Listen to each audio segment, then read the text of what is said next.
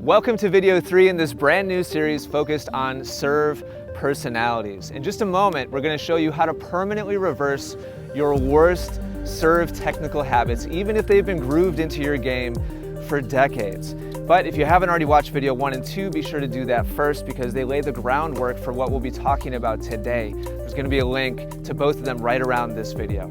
If you've tried to make technical improvements in the past to your serve, then more than likely you've run headfirst into frustration. And today we're going to solve that. You've probably gotten a hot tip from a YouTube video or maybe a teammate, or maybe you've even invested in an expensive lesson. And what you tried at first worked great, but then when you went and played your very next match, it all totally disappeared.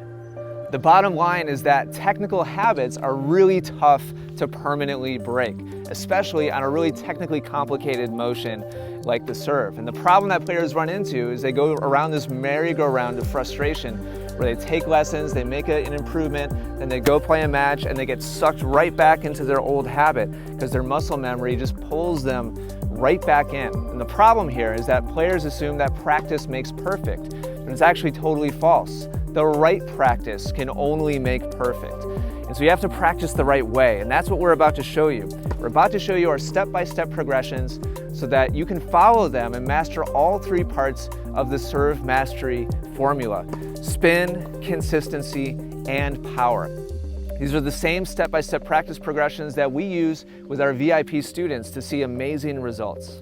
The only way to break free of your Dairy Queen alter ego is to learn how to swing in different directions to create different serve spins and shapes. That's why we're starting off with a simple shadow swing drill positioned at the middle of the service line. Kevin is alternating between a flat serve delivery, which traces the center service line, and then a topspin serve delivery, which traces the service line.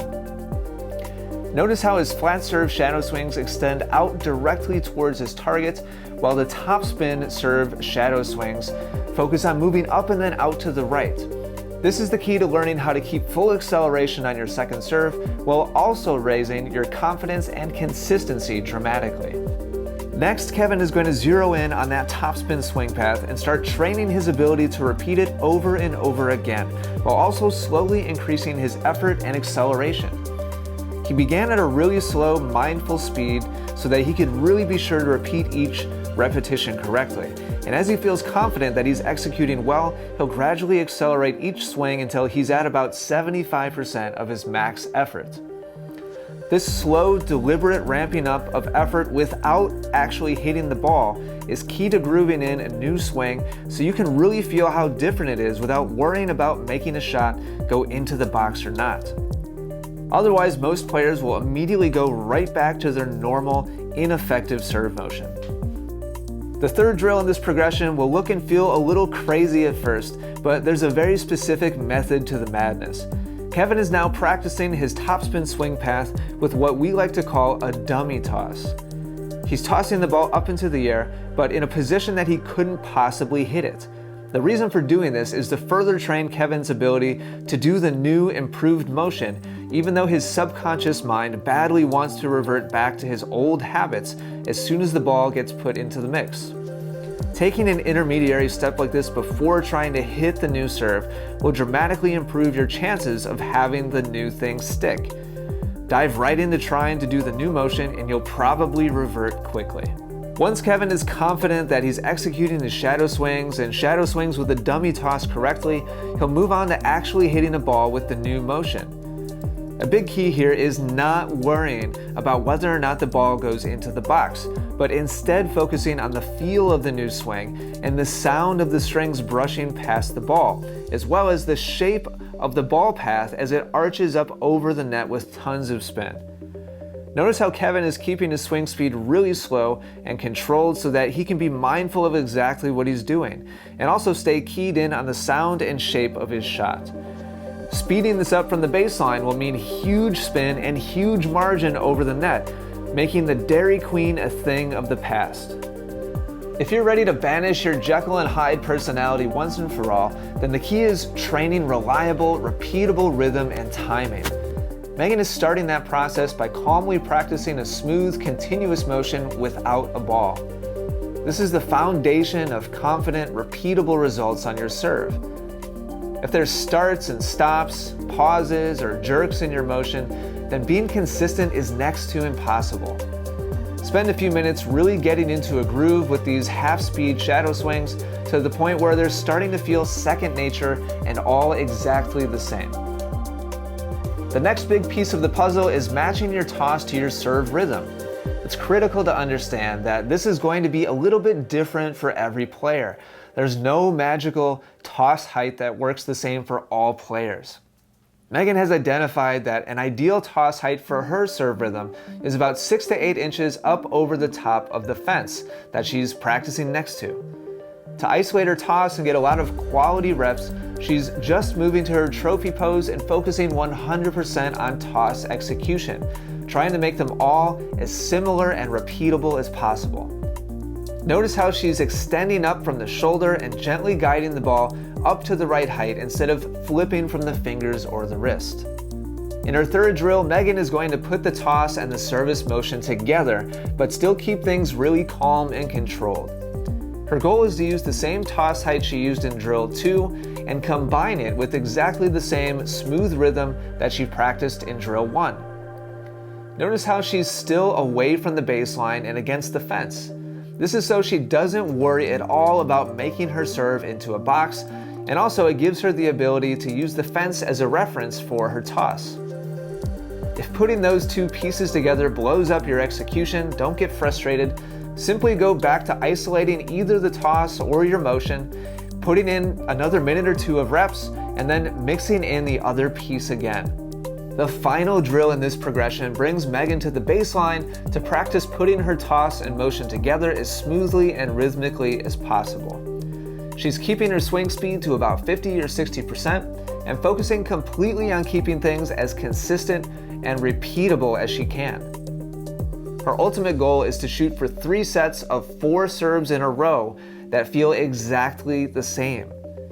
If you follow this process, then slowly but surely you'll start to develop a repeatable toss and repeatable rhythm that will be the foundation for big serve confidence for the rest of your career.